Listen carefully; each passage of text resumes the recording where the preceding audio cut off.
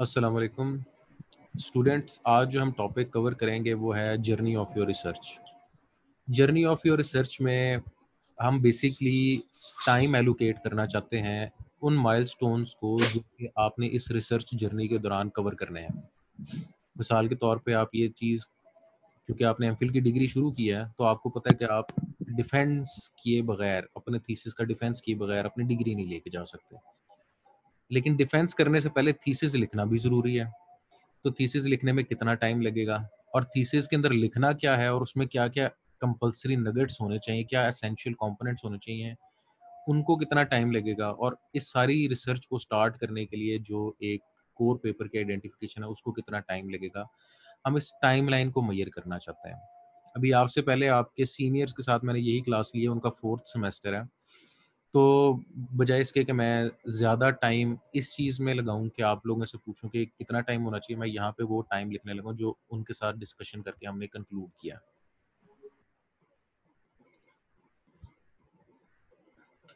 पहली चीज़ जो है वो ये कि आपकी ये डिग्री मास एमफिल की 2 साल की है मिनिमम, 2 years, जिसमें आपके 4 सेमेस्टर्स हैं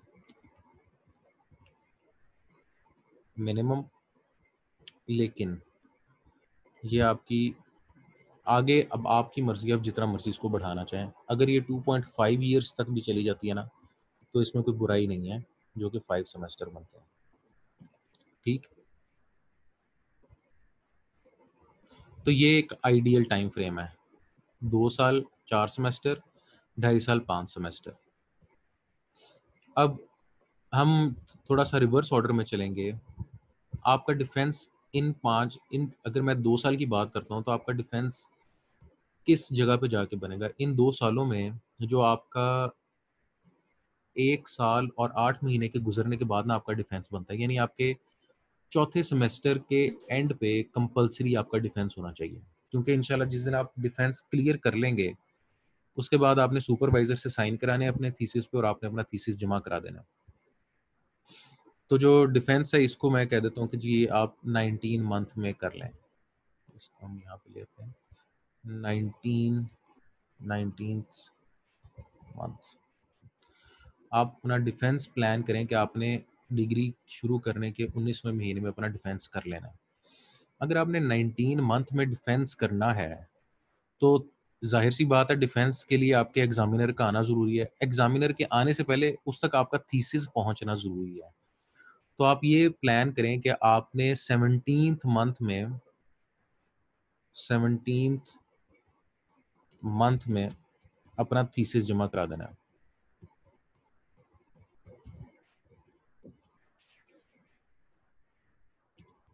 अभी मुझे ज़रा आप चैट के अंदर या व्हाट्सएप पे बता दें कि आपका कौन सा सेमेस्टर है और कितनावा मंथ है आपकी स्टडी का।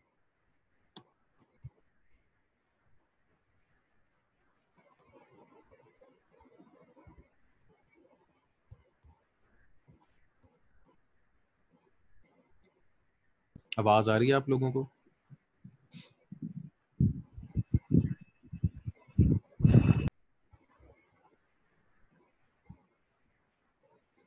हाँ जी, मोहम्मद ज़ुबैर ने कहा है जी सेकंड सेमेस्टर है और 10वां महीना है। सही। ठीक है जी, अगर आप सेकंड सेमेस्टर में हैं तो इस टाइम तो आपका पूरा फोकस अपने कोर्स वर्क पे ही होगा, लेकिन एक्चुअली एमफिल एक रिसर्च डिग्री है।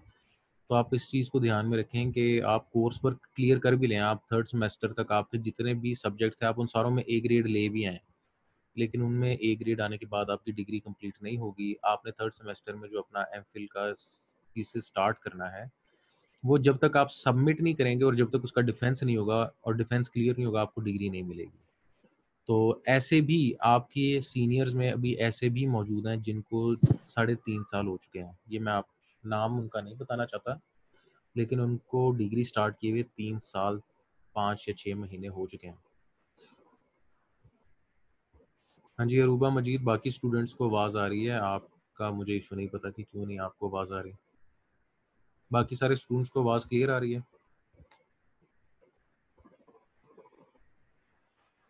ठीक है जी। अगेन वापस आते हैं कि ये आपके इस जर्नी की प्लानिंग है। आपने डिफेंस देना है, जिस दिन आप डिफेंस देंगे क्लियर हो जाएगा, उससे 1 महीने के अंदर अंदर आप अपने सुपरवाइजर से साइन करके थीसिस जमा करवा के अपना ट्रांसक्रिप्ट ले सकते हैं। प्लान करें कि 19th मंथ में ये आप कर लें। अगर 19th मंथ में करना है तो आपको 17th मंथ में अपना थीसिस कंप्लीट करके सबमिट करवाना है अपने सुपरवाइजर के साइन करके। यानी कि अगर आपका ये 10वां महीना जा रहा है और ये सेकंड सेमेस्टर है, तो आपके पास अब तकरीबन 7 महीने रह गए हैं इस सारी रिसर्च को करके थीसिस लिख के जमा कराने के। अब अगर आपके पास ये 17 महीने रह गए हैं, तो हम थोड़ा इस साइड से आते हैं कि आपका रिसर्च वाला टाइम कहाँ से शुरू होगा। रिसर्च वाला टाइम आपका शुरू होता है थर्ड सेमेस्टर से। थर्ड सेमेस्टर आपका बनता है, अच्छा मुझे ये बताएं कि जो अभी आप सेकंड सेमेस्टर में आपका कोर्स वर्क जो आपने सब्जेक्ट एनरोल कराए हैं, इसमें कोई रिसर्च का सब्जेक्ट भी है? जिस तरह एक तो रिसर्च मेथोडोलॉजी है ना, लेकिन ये तो सब्जेक्ट है। एक है कि जी रिसर्च के लिए क्रेडिट आर एलोकेट हुए हैं।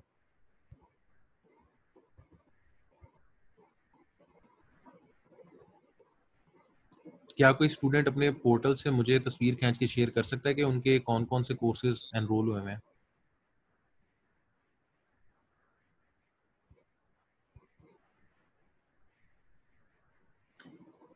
जिस तरह अंडर ग्रेजुएट के अंदर फाइनल ईयर प्रोजेक्ट के 6 क्रेडिट आवर होते हैं, वो फाइनल ईयर प्रोजेक्ट के 6 क्रेडिट आवर में टीचर कुछ नहीं पढ़ाता, लेकिन स्टूडेंट खुद से फाइनल ईयर प्रोजेक्ट बनाता है। क्या आपका सेकंड सेमेस्टर में रिसर्च का कोई ऐसा क्रेडिट आवर एनरोल्ड है जो 0 0 हो या 6 या जितना भी हो, लेकिन उसमें कोई टीचर आपको पढ़ाएगा नहीं, आपने रिसर्च खुद ही करनी है? वो आपके थर्ड सेमेस्टर में तो डेफिनेटली आएगा। सेकंड सेमेस्टर में है ऐसा कोई?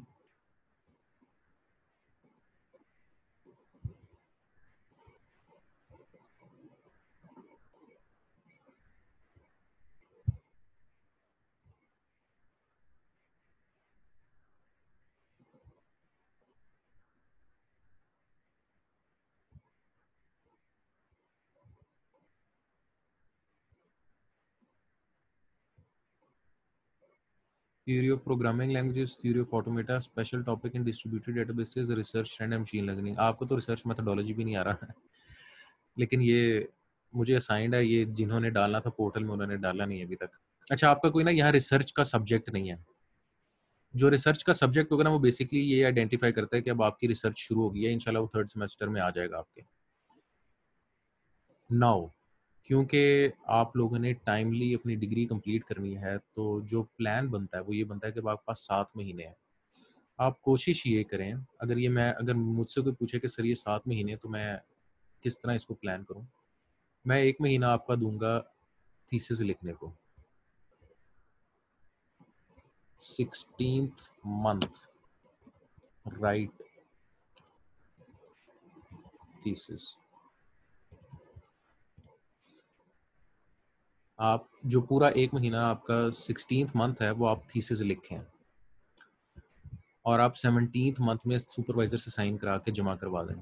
क्योंकि आप जब थीसिस लिख रहे होंगे, आप उस टाइम भी सुपरवाइजर से फीडबैक ले सकते हैं, और इवन इससे पहले भी जो आपका सारा स्टेप्स गुजार रहे होंगे, आप वो भी सुपरवाइजर से फीडबैक ले सकते हैं। लेकिन आप अपना टारगेट रखें कि 16th महीने 16वें महीने के स्टार्ट में आपने थीसिस लिखना शुरू कर देना, और 17th महीने के अंदर आपने साइन करा के जमा करा देना है इंशाल्लाह अपना थीसिस। अब हम आ जाते हैं जो इस थीसिस के अंदर नगेट्स, कंपलसरी नगेट्स होना ज़रूरी है। जो कंपलसरी नगेट होना ज़रूरी है वो है कोर पेपर। कोर पेपर अभी ना आप लोग, अनफॉर्चुनेटली आप लोगों ने अपनी रिसर्च शुरू नहीं की, लेकिन यही टाइम है कि आप लोग कर लें। देखें, आप लोगों के पास इस टाइम अल्लाह पाक का ये एक किस्म का मुश्किल वक्त भी है पूरी दुनिया में, लेकिन जो फारिग वक्त होता है वो एक मोमिन और एक मुसलमान के लिए ना एक गनीमत होता है कि वो अपने इस फारिग वक्त को फ़ायदे में इस्तेमाल, यानी अपने लिए मुफीद बनाने की कोशिश करता है। लोग इबादत करते हैं, या वो लोग जो काम करना चाहते थे पॉजिटिव, वो कर सकते हैं जो उनको पहले मौके नहीं मिले। मैं आपकी जगह होता तो मैं अपने थीसिस का काम अभी शुरू करता, और मैं कोशिश करता, टारगेट करता 2-3 महीनों के अंदर, या मैक्सिमम 3 महीनों में मैं अपने थीसिस को ना कंप्लीट कर लेता इंशाल्लाह। अच्छा, अब थीसिस में है क्या?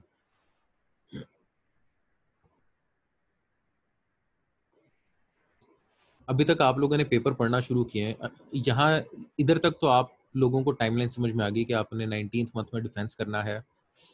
आपने, सॉरी 19th थोड़ा, 2 साल अगर हम लगाएं तो वो 24 मंथ्स बनते हैं। 24 का ये आप लगा लें 20th, उसके बाद आप ये लगा लें 18th, और आप ये लगा लें 17th मंथ। अच्छा जी, इंटरेस्ट, ये एंडिंग टाइमलाइन है कि आपने किस महीने में डिफेंस करना है, किस महीने में थीसिस जमा कराना है, किस महीने में थीसिस लिखना है, और कितने टाइम में आपने थीसिस लिख लेना है। 1 महीना हमने दिया है थीसिस को लिखने के लिए। अभी 10 महीने गुजर चुके हैं। 10 महीने था आपका कोर्स वर्क। यहाँ पे मैं जर्नी ऑफ रिसर्च के अंदर कोर्स वर्क भी डाल देता हूँ।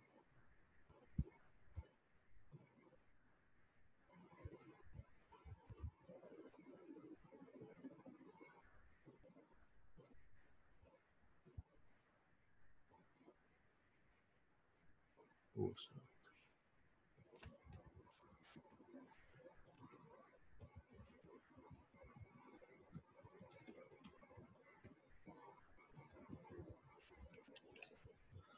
जो कोर्स वर्क है वो तो बहुत स्ट्रेट फॉरवर्ड है। आपने सब्जेक्ट पढ़ा, उसका पेपर दिया, आपने पेपर क्लियर कर लिया, इसमें आपका ग्रेड आ गया। लेकिन डिग्री सिर्फ कोर्स वर्क पे नहीं मिलनी। तो ये चीज़ तो हर स्टूडेंट को पता है कि इसकी टाइमलाइन क्या है, वो इसको कंप्लीट कर लेगा। हम अब आ जाते हैं रिसर्च, क्योंकि ये है जर्नी ऑफ रिसर्च। तो जो रिसर्च स्टार्ट करने के लिए सबसे पहला पॉइंट है वो ये कि आपको कोर पेपर आपका मिल जाए। अब जो कोर पेपर है ना, वो 2 चीज़ों के लूप से आपको मिलेगा। लूप का मतलब है कि ये 2 चीज़ें आपस में रिपीट होती रहेंगी अंटिल अनलेस आपको आपका कोर पेपर मिल जाए। ये जो भी प्रोसेस है, मेरे हिसाब से आप इसको मैक्सिमम जो टाइम दें ना, वो आप इसको दे दें 2 महीने, ज़्यादा ना दें। अगर आप मुझसे भी पूछें तो ये 1 महीना भी इसके लिए बहुत होगा, क्योंकि आप लोगों को माशाल्लाह पेपर पढ़ने आना शुरू हो गए हैं। लेकिन इसको आप 2, चलो अभी मैं इसके लिए 1 मंथ ही रख रहा हूँ। अब 1 मंथ में आपने करना क्या है? ये मैं आपको थोड़ा-सा शॉर्टकट बता रहा हूँ। शॉर्टकट इसलिए कि आपके पास अभी इतना टाइम नहीं है कि आप लिटरेचर रिव्यू जो है ना, उस पे को 3-3 4-4 महीने लगाएँ। आपको ये कहा गया होगा कि जी लिटरेचर रिव्यू बहुत अच्छा होना चाहिए, आप 50 पेपर इकट्ठे करें, उसमें से आप निचोड़ निकालें और आप आइडेंटिफाई करें आपका कोर पेपर क्या है। लेकिन इसका ना एक शॉर्टकट भी है। बजाय इसके कि आप लिटरेचर रिव्यू पे फोकस करो, आप कान को दूसरे तरीके से पकड़ना शुरू करो। आप सबसे पहले अपना कोर पेपर आइडेंटिफाई करो। कोर पेपर आपके इंटरेस्ट पे डिपेंड करता है, और ये इंटरेस्ट इस साइड पे मैंने आइडेंटिफाई किया है कि कोर पेपर ढूंढना कैसा है। कोर पेपर ढूंढना ऐसे है कि आपने जब एक दफा कोर पेपर सिलेक्ट कर लिया ना, कोर पेपर वो होगा जो शुरू में आपको पसंद आएगा, क्योंकि आपका इंटरेस्ट होगा। मिसाल के तौर पे जी आपको मशीन लर्निंग में इंटरेस्ट है, तो मशीन लर्निंग में आपका इंटरेस्ट तो है, लेकिन आपको ये नहीं पता कि मशीन लर्निंग मुश्किल कितनी है। तो आप जो जो शुरू-शुरू में आपको ये सब्जेक्ट पसंद आ रहा होगा, और आप उस पसंद आने में ये डिसाइड कर लेंगे कि जी मैंने मशीन लर्निंग के अंदर ही थीसिस करना है, तो फिर आपने इस इरादे के साथ खड़े होना है। आपने इस डिसीजन के साथ खड़े होना है। क्यों? क्योंकि जब आप एक दफ़ा मशीन लर्निंग की डेप्थ में जाना शुरू हो गए, तब आपको यही पता चलेगा, अच्छा इसकी तो इक्वेशंस मुझे समझ नहीं आ रही। इसके अंदर जो डाटा है वो ट्रेनिंग के लिए पाइथन कोड लिखना पड़ेगा, तो मुझे कोडिंग भी नहीं आ रही। चाहे जो मर्ज़ी मुश्किल आए, जब आपने एक दफ़ा इरादा कर लिया है, तो आपको उसके साथ खड़ा होना पड़ेगा। इसीलिए जब आप एक दफ़ा कोर पेपर या अपना कोई इंटरेस्ट वाला एरिया आइडेंटिफ़ाई करके कोई एक पेपर सेलेक्ट कर लोगे, तो आप ये अपने आप से कमिटमेंट कर लो कि आपने उस कोर पेपर को बदलना नहीं है। क्यों? क्योंकि आप कोर पेपर बदलोगे तो फिर आपको उसको ढूँढने में दोबारा उतना टाइम लगेगा, और फिर आपको उतनी दोबारा जस्टिफिकेशंस ढूँढनी पड़ेंगी कि आपने यही पेपर क्यों सेलेक्ट किया। जो शॉर्टकट मैं आपको बता रहा था वो ये था कि आप एक दफ़ा कोर पेपर आइडेंटिफ़ाई कर लो, तो उसका अपना लिटरेचर भी उस पेपर में लिखा होगा। उन पेपर्स को आप गूगल स्कॉलर पर सर्च करके उनकी साइटेशंस में से रीसेंट पेपर्स निकालो। तो आप इन 2 प्रोसेसेस की बेस पे लिटरेचर रिव्यू का पूरा सेक्शन बना सकते हो। अगर मुझे कोर पेपर पता हो ना कि मेरे पास कोर पेपर कौन-सा है जिसके साथ मैंने अपने आप को कंपेयर करना है और ये मेरा फाइनल पेपर है। उसके बाद जो लिटरेचर रिव्यू सेक्शन लिखना है ना, वो तकरीबन 1 हफ्ता या 2 हफ्ते की सारी गेम है। तो आप इसको 1 मंथ या मैक्सिमम 2 मंथ्स के अंदर प्लान करो कि आपके पास आपका कोर पेपर है और आपने उसका लिटरेचर रिव्यू लिख लिया। क्योंकि आपके पास 7 महीने हैं, इसलिए मैं ये नहीं आपको रिकमेंड करूँगा कि आप 1 महीने से ज़्यादा इस पे टाइम लगाओ।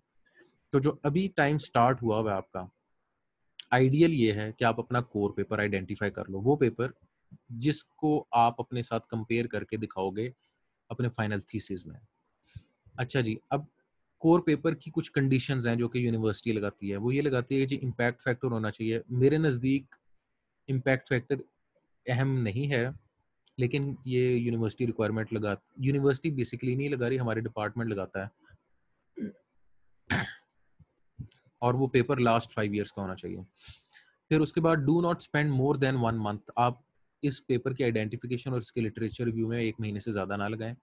Your experiment is not finalised in the beginning, it is not a project, it is research. बहुत सारे स्टूडेंट ऐसे इस रिसर्च को देख रहे हैं कि जी उन्हें प्रोग्रामिंग कौन-सी आती है, उन्हें सी प्लस प्लस अच्छी आती है, उन्हें पाइथन अच्छी आती है, तो जी पाइथन अगर मैंने एक्सपेरिमेंट करना है तो मैं पहले अपना कोडिंग सीख लूँ और कोडिंग के बाद मैं पेपर सेलेक्ट करूँ। ये गलत अप्रोच है। क्यों? क्योंकि इवन जो मशीन लर्निंग का पेपर आपको पसंद आता है, उसमें ये ज़रूरी नहीं है कि पाइथन के अंदर कोड लिखा हो। क्या पता उसने कोड लिखा ही ना हो, उसने सिर्फ़ इक्वेशन शेयर शेयर की हों। क्या पता उसने जो रैपिड माइनर है उसके अंदर इम्प्लीमेंट किया हो। क्या पता उसने जावा में या एएसपी डॉट नेट में या सी प्लस प्लस के अंदर अपना कोड इम्प्लीमेंट किया हो। पेपर आपको पहले फाइनल करना ज़रूरी है। पेपर आपको बताएगा कि भई आपने कौन-सी प्रोग्रामिंग लैंग्वेज में कोड लिखना है। पेपर ढूँढते वक़्त हाँ, आप इस चीज़ का ख़्याल रख सकते हैं कि जी आप पेपर ही वो सिलेक्ट करें जिसका पाइथन का कोड अवेलेबल हो। ये एक स्मार्ट मूव है कि आपने जब अपना कोर पेपर शॉर्टलिस्ट किया, आपने उसको जब क्योंकि अभी आप 1 महीना देखोगे, अपना कोर पेपर ढूँढोगे, तो उसमें आप ढूँढने से पहले ये कंडीशन रख सकते हो कि इसका क्या कोड अवेलेबल है। अगर कोड अवेलेबल है तो गिटहब पे पब्लिकली अवेलेबल है, अगर पब्लिकली अवेलेबल है तो क्या वो उस लैंग्वेज में है जो आपको आती है। ये कंडीशन पहले ना लगाओ कि मैं पाइथन में काम कर रहा हूँ तो पाइथन का ही कोड मैंने ढूंढना है। क्या पता आपको आपकी मर्जी का पेपर ना मिले। पहली कंडीशन आपकी होनी चाहिए, आपको आपकी मर्जी का पेपर मिल जाए, आपको वो पेपर मिल जाए जिसमें आपका इंटरेस्ट हो, आपको वो पेपर मिल जाए जो आपके खुद के लिए समझना आसान हो, और फिर आप एग्जामिनर के ऊपर उस पर सवाल जवाब कर सको। फिर उसके अंदर अगर एक्सपेरिमेंट किसी और लैंग्वेज में भी आप उसमें परफॉर्म कर दो। अगर एक्सपेरिमेंट के लिए उसने कोड लिखा ही नहीं है तो आप उसकी इक्वेशंस अपनी लैंग्वेज में इम्प्लीमेंट करके भी रन कर सकते हो। 1 मंथ हमने दे दिया जी आपके कोर पेपर को, लिटरेचर व्यू को। जब एक दफ़ा आपका कोर पेपर आइडेंटिफाई हो गया है, उसके बाद आपका जो टाइम लगेगा वो आपका लगेगा रिसर्च मेथोडोलॉजी पे। रिसर्च मेथोडोलॉजी पे आप लगा लो 1 महीना। रिसर्च मेथोडोलॉजी जब आप लिख रहे हो तो मुझसे कंसल्ट कर लो बेशक। वो इस वजह से कि अ, यहाँ पे ना आपकी इवैल्यूएशन होना ज़रूरी है। ये जो एग्ज़ामिनर के सवाल है ना, ये सारे सवाल, ये ज़्यादातर आपके रिसर्च मेथोडोलॉजी वाले सेक्शन में क्लियर होंगे। एग्ज़ामिनर देखना ये चाहता है कि प्रॉब्लम क्या थी। प्रॉब्लम आप चैप्टर 1 में लिख लोगे और ये एक सेंटेंस है, इसको आप बंदा आधे दिन में भी लिख सकता है। प्रॉब्लम स्टेटमेंट आपकी कहाँ से आई? वो आई आपके कोर पेपर में से। प्रॉब्लम स्टेटमेंट जो थी उसको हल करने के लिए कोर पेपर ने क्या सॉल्यूशन इम्प्लीमेंट किया, वो आपका रिसर्च मेथोडोलॉजी में आएगा। उसने हर स्टेप पे क्या-क्या किया, उसका डेटा सेट क्या था, उसने डेटा सेट को क्लीन कैसे किया, डेटा सेट के साथ क्या ऑपरेशन किए, एक्सपेरिमेंट कैसे डिज़ाइन किया, एक्सपेरिमेंट के अंदर उसने वैलिडेशन के मेथड कौन से इम्प्लीमेंट किए, रिजल्ट्स कैसे प्रोड्यूस किए, इवैल्यूएट कैसे किए, सिंथेसाइज़ कैसे किए, ये सब कुछ इस कोर पेपर का जो है, वो आपके रिसर्च मेथोडोलॉजी के चैप्टर में लिखा जाएगा। तो जो एग्ज़ामिनर है सबसे पहले तो वो ये देखना चाहेगा कि जो कंपेयर्ड स्टडी के ये सारे पॉइंट्स हैं, ये चैप्टर 3 के अंदर आपकी रिसर्च मेथोडोलॉजी में लिखे हुए हैं। अगर लिखे हुए हैं वेल एंड गुड, अगर नहीं लिखे हुए तो आपके लिए टफ टाइम आ जाएगा। अब दूसरी बात ये कि आपने उसके सॉल्यूशन के अंदर से थोड़ी-सी मॉडिफिकेशन करके कोई नया सॉल्यूशन प्रपोज़ किया है। एमफिल के रिसर्च जर्नी के दौरान आपसे सिर्फ़ और सिर्फ़ एक थोड़ी-सी मॉडिफिकेशन रिक्वायर्ड है। ऐसी छोटी-सी मॉडिफिकेशन उसके कोड के अंदर जो रिजल्ट्स को थोड़ा-सा वेरी कर दे। रिजल्ट्स पॉजिटिव भी जा सकते हैं, नेगेटिव भी जा सकते हैं। मेरे लिए दोनों एक्सेप्टेबल हैं। जो मेजॉरिटी एग्ज़ामिनर्स हैं वो कहते हैं पॉजिटिव ही जाएँ। और जब आप एक दफ़ा एक्सपेरिमेंट करोगे और आप थोड़ा-सा भी चेंज करोगे, तो देयर इज़ 50% चांस कि वो पॉजिटिव भी आ सकते हैं। अगर नहीं 50% चांस तो आप यहाँ पे 2 महीने लगा रहे हो। आप थोड़ा-थोड़ा उसको ट्वीक करते रहो, करते रहो, करते रहो। आपके पास 2 महीने काफ़ी टाइम है। इस एक्सपेरिमेंट को किसी एक छोटी-सी पॉजिटिव डायरेक्शन में लेके जाने के लिए। अब जो उसका एक्सपेरिमेंट डिज़ाइन था वही आपका एक्सपेरिमेंट डिज़ाइन होगा। आप अपने एक्सपेरिमेंट को जब एग्ज़ीक्यूट करोगे तो आप इसको 1 महीना दे दो मैक्सिमम। 1 मंथ ये आ गया, 2 मंथ ये आ गए और आप इसको 1 मंथ दे दो।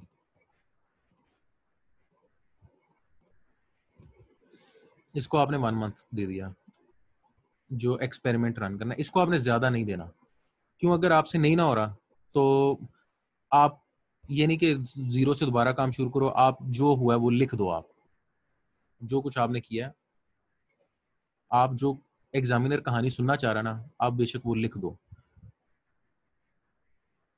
अगर एक्सपेरिमेंट आपसे सही रन हो गया और आपने कुछ इम्प्रूवमेंट कर लिया है, तो वो बहुत अच्छी बात है और बहुत पॉज़िटिव बात है। लेकिन जितने आपके सीनियर्स को मैं जानता हूँ और जितने आपके सीनियर्स की एग्ज़ामिनेशन मैंने किया है, मुझे 100 ऑफ स्टूडेंट्स में से सिर्फ़ 1 या 2 लोग मिलते हैं जिन्होंने एक्चुअली एक्सपेरिमेंट किया होता है। बाकी सारों ने एक्सपेरिमेंट नहीं किया होता, उन्होंने झूठ ही लिखा होता है कि ये उन्होंने ये सारे स्टेप्स किए हैं और उनका रिज़ल्ट इम्प्रूव हो गया है। डिग्री वो भी ले जाते हैं। लेकिन मैं इस वजह से कह रहा हूँ, आप अगर हर चीज़ आपकी फ़ेवर में जाती है, कोर पेपर वो ढूँढो जो आपको पूरे तरीके से समझ में आ गया है, उसका कोड भी आपकी मर्जी की लैंग्वेज का था, आपने उसको सेलेक्ट कर लिया, उसकी मेथोडोलॉजी आपने अपने थीसिस में लिख ली और आपने एक्सपेरिमेंट उसी का एक्सटेंड कर दिया। इसमें लगे 4 महीने। जो results and discussion and synthesis है ये आपका क्योंकि इसमें आपने ना ग्राफ्स वगैरह बनाने होते हैं, इसको आप मैक्सिमम 1 मंथ दे दो।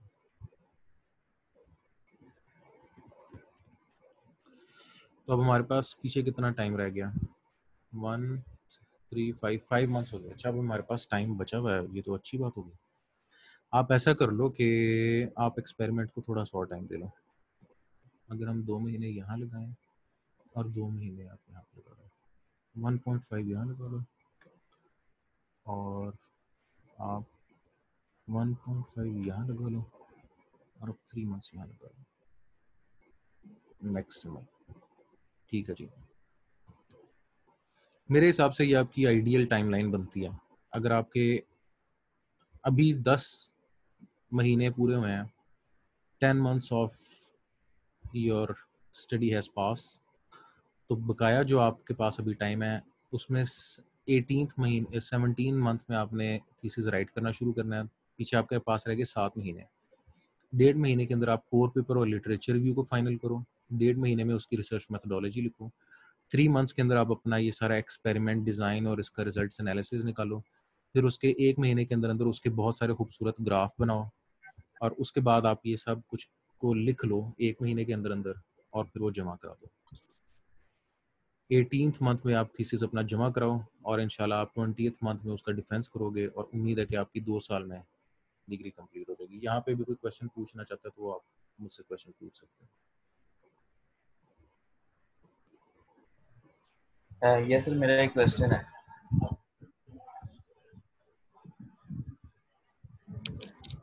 हाँ जी, बताएं आपका एक क्वेश्चन। सर जो कोर पेपर हम फाइंड आउट करेंगे, अब सर पॉसिबल तो है ना कि एक एक पेपर के ऊपर जो काम किया गया है एक टेक्निक यूज करते हुए, तो अच्छा जी, वो जरूरी नहीं कि वो एक ही पेपर वाले ने किया हो, वो काफी ज्यादा लोगों ने किया हो सकता है। तो हम अपना कोर पेपर किन किन फीचर्स को देख के फिल्टर कर सकते हैं? मतलब जो दो चार तो आपने बताया कि उसमें इक्वेशन हो, कोड हमारी मर्जी का हो देखो आपका और जो इक्वेशन हमारी कोर मर्जी पेपर है ना, आपका कोर पेपर रीसेंट होना चाहिए। आपका कोर पेपर पिछले अगर 5 साल का है ना, लेट्स सपोज आपका 4 साल पहले पेपर ऑनलाइन आया था, उस पेपर के टाइटल को जब मैं गूगल स्कॉलर में सर्च करूँ ना तो उसकी साइटेशन में 3 या 4 ही हों, और वो जो 3 या 4 साइटेशन है ना उन्होंने वो काम ना किया जो आप काम कर रहे हो। आपने ये थ्रू रेफरेंसेस और through Google scholar make sure कर लेना है कि जो आपका पेपर मिला है वो काम किसी और ने नहीं किया, वो काम रीसेंट है। और वो काम अगर, क्योंकि वो पेपर जब भी कोई उस पर काम करेगा तो उसको डेफिनेटली साइट करेगा। जब आप उसकी फर्दर साइटेशंस चेक करोगे तो आप ये आइडेंटिफाई कर सकते हो कि बाकियों ने उस पेपर्स को लेकर क्या क्या और काम किया और क्या आपका काम उनसे फ़र्क है। अगर उनसे काम आपका फ़र्क है तो वेल एंड गुड। अगर आपका काम जो आप करना चाह रहे हो किसी और ने कर लिया हुआ तो आप वो फिर पेपर ना सिलेक्ट करो। ये इसी वजह से 1.5 महीने का टाइम आपके पास।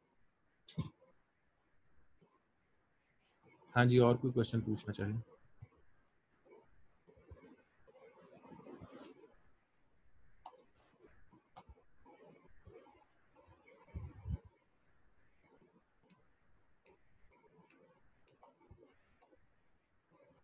जी 10 मिनट रह गए हैं सेशन एंड होने के अंदर। आप लोगों में से कोई क्वेश्चन पूछना चाहता है तो वो क्वेश्चन पूछ ले, फिर मैं ये स्लाइड बल्कि ये अभी आपके ग्रुप में शेयर भी कर देता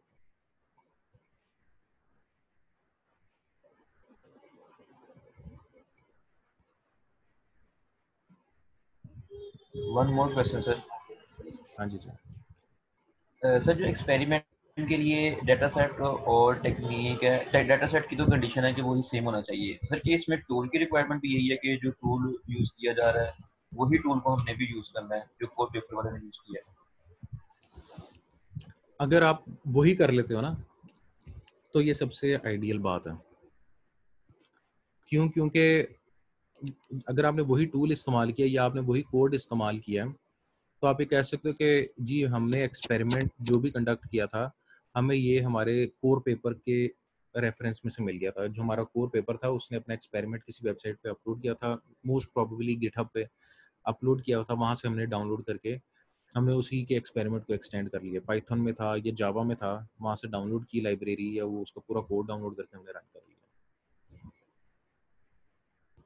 अगर उसका कोड नहीं अवेलेबल तो ये रिसर्चर की जिम्मेदारी कि वो उसकी इक्वेशंस पहले अपने कोड में इम्प्लीमेंट करें, क्योंकि कंपेयर करना लाजमी है। तो आप पहले जो उसके एल्गोरिदम की इक्वेशंस हैं वो अपने प्रोग्राम में लिखोगे, पहले आप उसका पूरा का पूरा जो सारा मेथड है एल्गोरिदम है वो इम्प्लीमेंट करोगे, उस एल्गोरिदम को रन करोगे उसी के प्रोवाइडेड डाटा सेट पे, उससे रिजल्ट निकालोगे।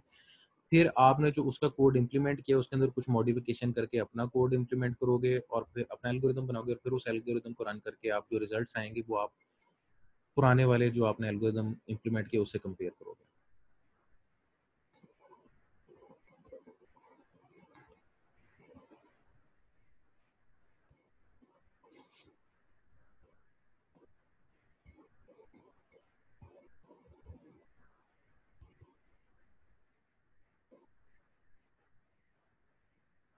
हाँ जी, आप और सवाल भी पूछ सकते हैं।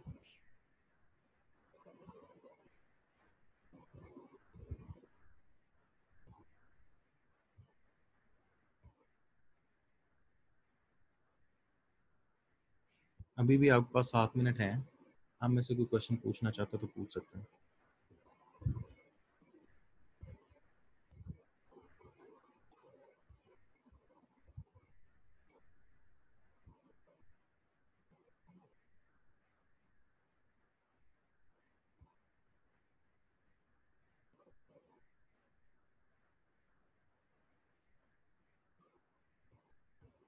अगर कोई क्वेश्चन नहीं है तो फिर आप टाइप कर लें नो क्वेश्चन, ताकि फिर मैं सेशन एंड कर दूं।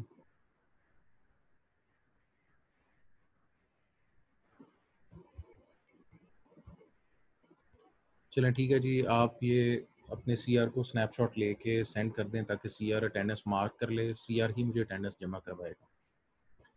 Okay class, take care. उम्मीद है अल्लाह पाक ने आपको अपनी हिफाजत में रखा होगा, आपको और आपके घर वालों को। मुझे और बाकी क्लास वालों को अपनी दुआ में याद रखिएगा। अल्लाह हाफिज़।